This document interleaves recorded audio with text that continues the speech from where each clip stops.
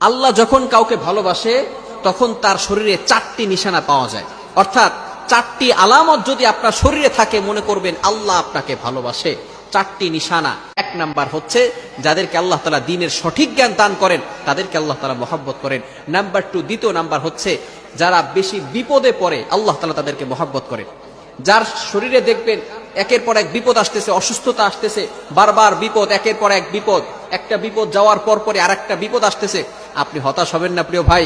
আল্লাহ তাআলা আপনাকে ভালোবাসেন। এই কোটি কোটি মানুষের ভিতরে আল্লাহ তাআলা আপনার প্রতি ফোকাস করেছেন, আল্লাহ তাআলা আপনাকে ভালোবেসেছেন বিধায় আল্লাহ পাক রব্বুল আলামিন আপনাকে বিপদ দিয়েছেন। মনে রাখবেন নবীদেরকে আল্লাহ তাআলা বিপদ দিয়েছেন।